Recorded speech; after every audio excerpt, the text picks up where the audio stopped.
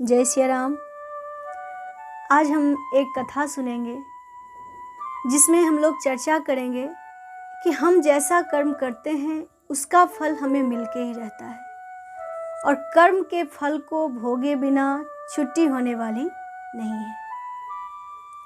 एक समय की बात है, एक बहुत धर्मात्मा राजा थे। प्रजा का पालन बड़े भाव से करते थे और भगवान के भक्त भी थे। सो राजा ने एक ठाकुर जी का मंदिर बनवाया और मंदिर में एक पुजारी को रखा। पुजारी जी बड़े धर्मात्मा, बड़े भक्त, खूब सेवा करते थे और पुजारी जी ने कभी भी राजा से कुछ नहीं मांगा, कभी भी नहीं मांगा। राजा जो देते उसी से सेवा बन जाती थी। इस तरह से पुजारी जी का जीवन चल रहा था। राजा भी पुजारी जी से बहुत प्रसन्न रहते थे। लगभग 20 साल तक सेवा करते रहे। राजा का एक बेटा हुआ, धीरे धीरे बेटा बड़ा हुआ, उसको पढ़ाए लिखाए, विद्वान बनाए और एक दिन उसका विवाह हुआ।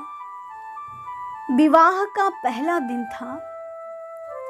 दुल्हन जब आई राजकुमारी तो ससुराल में उसको नींद नहीं आ रहा था, क्योंकि नया नया घर था, दूसरा जगह था। इसलिए राजकुमार सो गया था पलंग पर और राजकुमारी ऐसे ही महल में घूम रही थी। संजोग से घूमते घूमते उसकी नज़र एक तलवार पर पड़ी, जिसका पकड़ने वाला हीरे जवाहरात से सजा हुआ था, उस पे जड़े हुए थे। सो सुंदर तलवार को देखकर उसने हाथ में तलवार उठा लिया। बहुत भारी था और जैसे ही उसने मयान से तलवार को निकाला तो चमचमाती हुई तलवार को देखकर राजकुमारी डर गई और डर के मारे उसके हाथ से तलवार छूट के गिर गया और गिरा सो सीधा राजकुमार के गर्दन पर गिरा और राजकुमार का सिर कट गया। राजकुमार की मृत्यु हो गई। राजकुमारी ने जब देखा, भगवान से कहने लगी, हे प्रभु, मेरे से कितना बड़ा अपराध हो गया, मेरे पति की हत्या मेरे हाथों से हो गई। आप तो सब जानते हैं, लेकिन मैं सभा में ये बात कैसे कहूँगी? अगर मैं कह दूंगी कि मेरे द्वारा मेरे पति मारे गए तो मेरे माता पिता, मेरे सास ससुर को कलंक लगेगा, उन्हें लज्जित होना पड़ेगा। सो राजकुमारी कुछ नहीं बोली, रात भर इंतजार करती रही और सुबह में मंदिर के पुजारी जी कुएं पर पानी भरने आए। पानी भर के स्नान कर रहे थे तो अचानक राजकुमारी रोना शुरू कर दी कि हाय, मेरे पति को किसी ने मार दिया, मार के चले गए। खूब रोने लगी। खूब लोग आ गए, राजकुमार को मरा देख के चिंतित हो गए। सबने कहा कि राजकुमारी, राजकुमार को किसने मारा? उस राजकुमारी ने कहा कि मैंने ये नहीं देखा कि किसने मारा, लेकिन ये देखा कि मार के जो यहाँ से गया वो भगवान के मंदिर में घुस गया। और मंदिर में तो पुजारी जी पूजा कर रहे थे। सब लोग दौड़ के गए, पुजारी जी को पकड़ लिया। सब लोग पुजारी जी को कष्ट देने लगे। पुजारी जी ने कहा कि मैंने राजकुमार को नहीं मारा है और आप लोग बिना देखे मुझ पर इतना बड़ा आरोप लगा रहे हैं, ये गलत है। लेकिन पुजारी जी के बात को कौन सुने? सब लोग पुजारी जी को ही दोषी ठहराने लगे और अनाप शनाप बोलने लगे।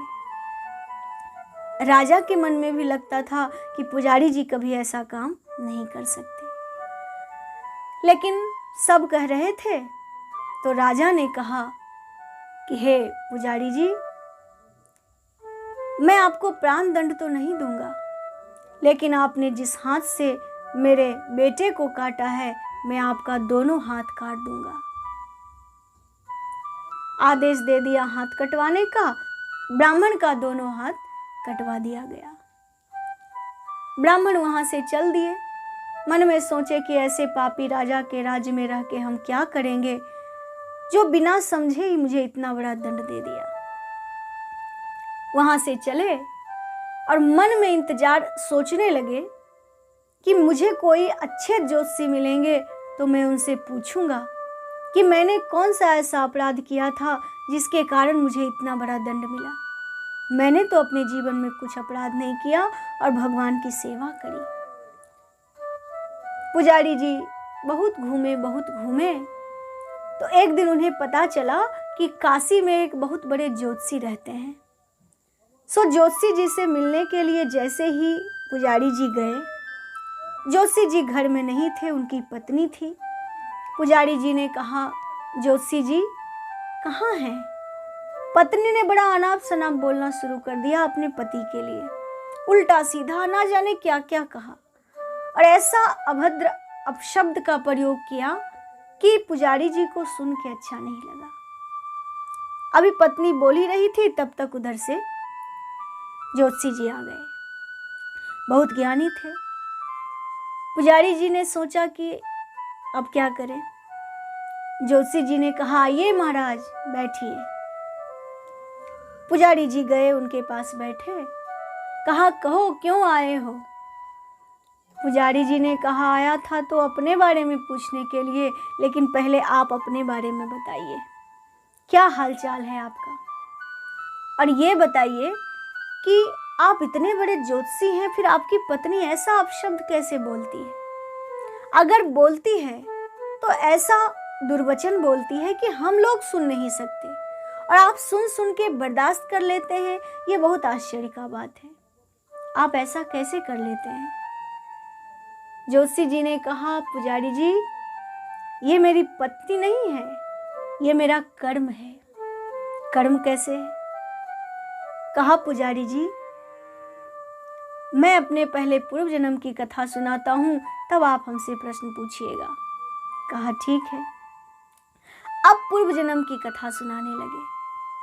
पुजारी जी ने कहा कि मैं पूर्व जन्म में एक कौवा था और ये जो मेरी पत्नी है ये पूर्व जन्म में गधी थी। गधी के शरीर में एक फोला हो गया था। मैं कौवा जाति का पक्षी, भीतर से दुष्ट था और मैंने इसके फोले को अपने चोंच से मार मार के घायल कर दिया। इसको बड़ा कष्ट होता था, लेकिन मैं हमेशा गधी को तंग करता था, उसके घाव में हमेशा चोंच मारता था, हमेशा पीड़ा देता था। और मैं इतना दुष्ट था कि गधी जब उछलती थी दर्द से तो मुझे देख के सुख मिलता था। मैंने अपने जीवन में इसे बहुत दुख दिया। मेरे डर से ये घर से बाहर नहीं निकलती थी। लेकिन संजोग की बात, एक समय ये मेरे डर से 30 मील दूर एक जंगल में चली गई और गंगा जी के तीर पर जाके हरी हरी घास खाती थी, स्वस्थ हो गई। लेकिन मुझे तो उसके बिना रहा नहीं जाता था, सो मैं ढूंढते ढूंढते गंगा जी के तट पर भी चला गया। मैं इतना दुष्ट था, उसके सूखे हुए घाव में फिर चोंच मारा, फिर हरा हो गया। मैं उसे फिर कष्ट देने लगा। संजोग की बात, एक बार मैंने ऐसा चोंच मारा कि गधी के हड्डी में मेरा चोंच फंस गया। अब मैं अपने चोंच को निकालने का प्रयास बार बार किया, लेकिन मेरा चोंच नहीं निकला और गधी दुख से परेशान, दर्द से परेशान बार बार उछलती, मुझे प्रेरित करती कि मैं निकलूं, लेकिन मैं निकलता नहीं था क्योंकि मेरे चोंच फंसे हुए थे। मैं प्रयास भी कर रहा था लेकिन निकल नहीं पाया था। गधी ने मन में सोचा कि मैं पानी में चली जाती हूँ तो ये मुझे छोड़ देगा, और वो गंगा जी के धारा में चली गई। मैं उसके पीठ पर फंसा हुआ था। गंगा जी की धारा में तेज धारा आई और हम दोनों बह गए।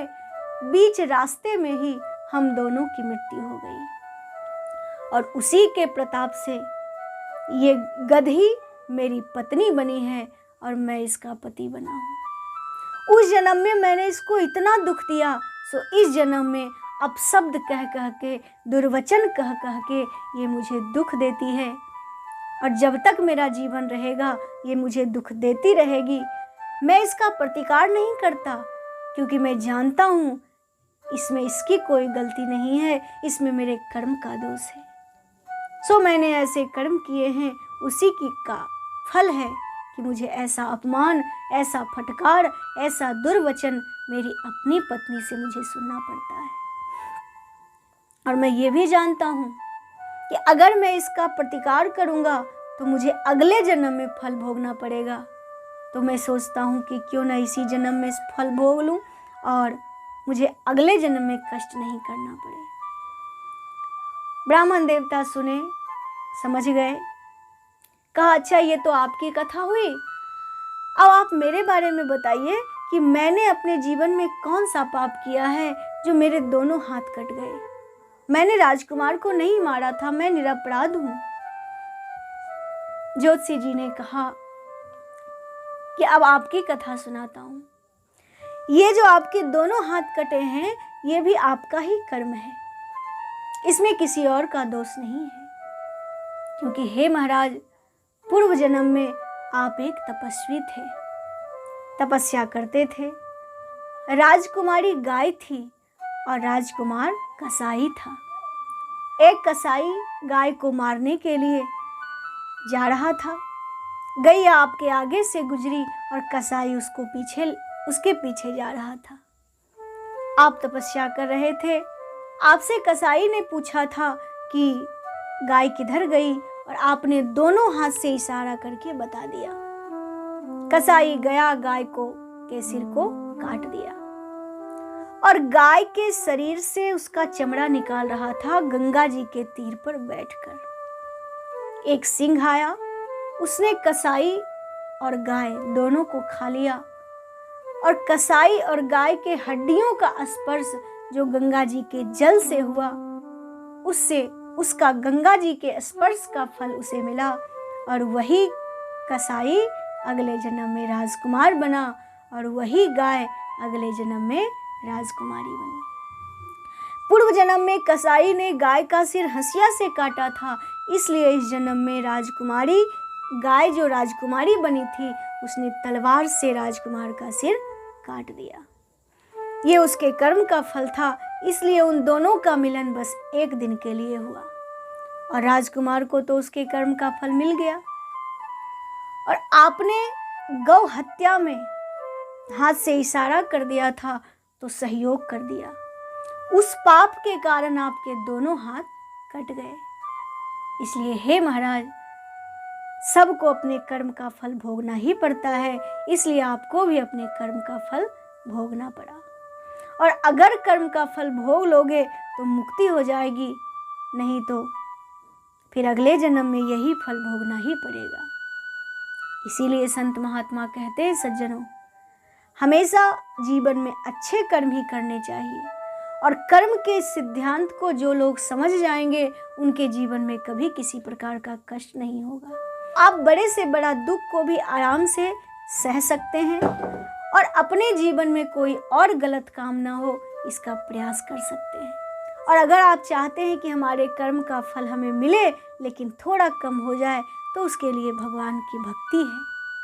भगवान का नाम लीजिए, कीर्तन करिए, कथा सुनिए और प्रभु से निवेदन करिए कि हे प्रभु, मेरे कर्मों का पहाड़ बहुत बड़ा है, इसको आप ही हटा सकते हैं, इस पहाड़ को आप ही मिटा सकते हैं, इसलिए मेरे कर्म को हटा दीजिए और मुझे अपने शरण में ले लीजिए।